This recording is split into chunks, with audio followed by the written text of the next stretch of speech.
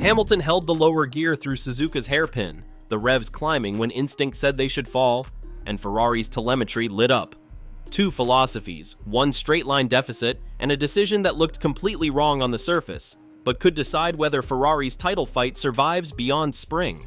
Because while Mercedes chased raw electrical deployment on the straights, Ferrari's engineers were building something far less visible, an energy loop that only works if every variable aligns. Gear selection, battery recovery, aero drag, even fuel chemistry. And if one piece fails, the entire system collapses. The numbers from Melbourne and Shanghai already told part of the story. The question Suzuka would answer is far more dangerous. Was Ferrari chasing performance or redefining where it actually comes from? If you enjoy breaking down Formula One at this level, the strategy, the engineering, the decisions that don't make the headlines, hit like, subscribe, and turn on notifications, because what Ferrari is doing here, most people are completely missing, and by the end of this, you'll understand exactly why it matters. The moment didn't look dramatic on broadcast. Lap data from Suzuka's practice simulations showed something subtle but deeply unusual. Through turn 11, the hairpin, Ferrari's cars were holding a lower gear than expected. Not occasionally, consistently. At roughly 90 kilometers per hour, most teams stabilized in second gear to balance traction and rear stability. Ferrari dropped to first. That single decision changed everything. Because in modern Formula One, gear selection isn't just about torque delivery, it directly influences energy recovery. And under the 2026 regulations, that matters more than ever. The MGUK now produces 350 kilowatts, roughly 470 horsepower, making electrical deployment nearly equal to combustion output. That shifts the entire performance model. Energy is no longer supplementary, it is decisive. Ferrari's engineers weren't reacting to a failure. They were forcing the system into a different operating window. By increasing engine speed at low road speed, they increased the crankshaft rotation rate during deceleration. That directly boosts how much kinetic energy the MGUK can harvest per second. But the cost was immediate. Lower gears increase engine braking. That pulls harder on the rear axle under deceleration, making the car less stable on entry. It adds thermal stress to the drivetrain. And it forces drivers to adjust braking references by meters, not centimeters. This wasn't a tweak, it was a behavioral change for the entire car. And it arrived just 3 races into a season Ferrari was expected to challenge from the front.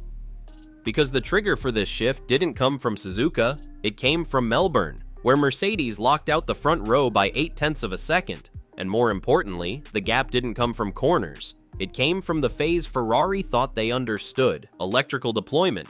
But what Ferrari didn't change next is what makes this moment so important. They didn't copy Mercedes. They chose to go deeper into their own idea, and that decision set up everything Suzuka was about to reveal. The headline number from Melbourne was simple, 0.8.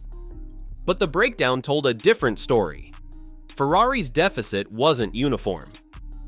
Through medium and high-speed corners, the SF26 was within 1 to 2 tenths of the Mercedes W17.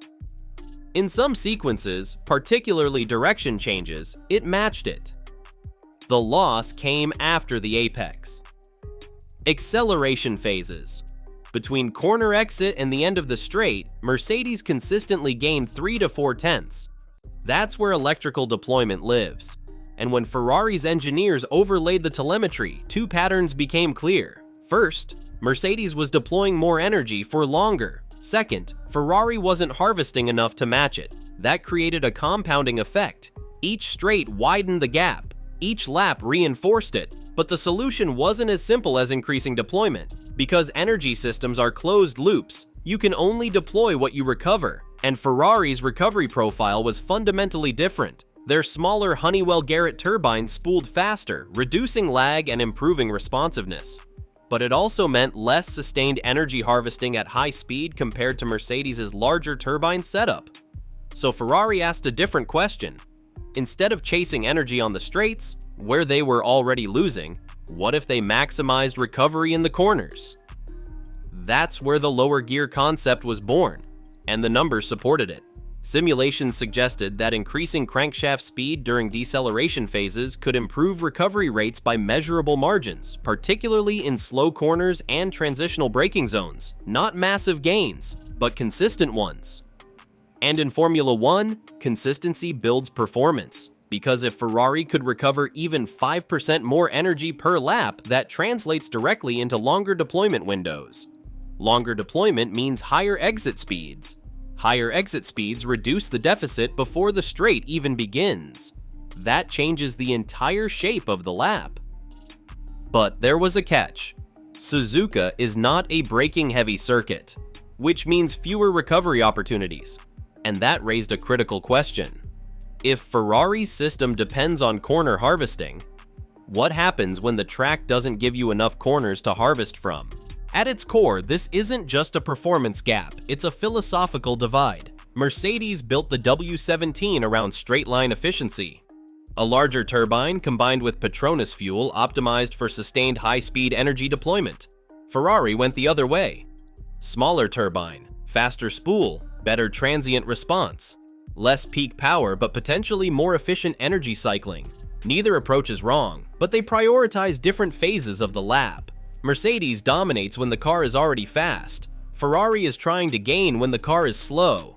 That's a fundamental difference, because gaining speed from low velocity requires mechanical grip, traction stability, and precise energy release timing.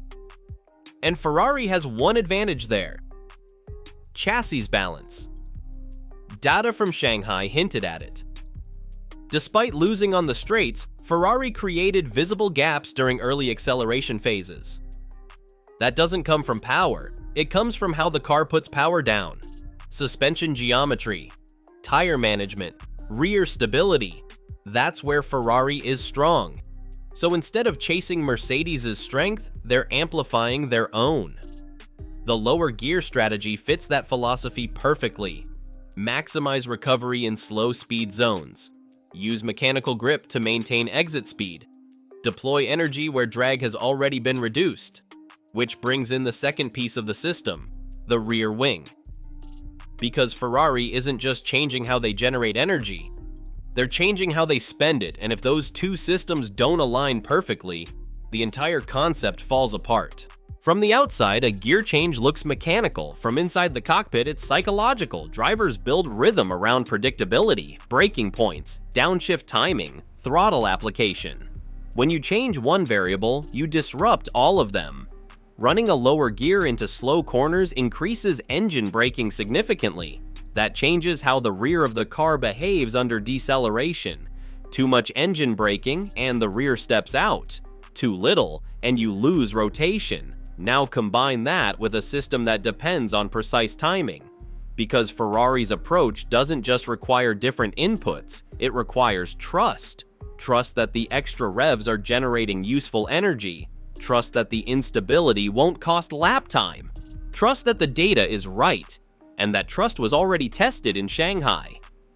When Hamilton spun during practice with the experimental rear wing configuration, his immediate radio response was clear. Brakes locked. But the underlying issue wasn't braking, it was synchronization.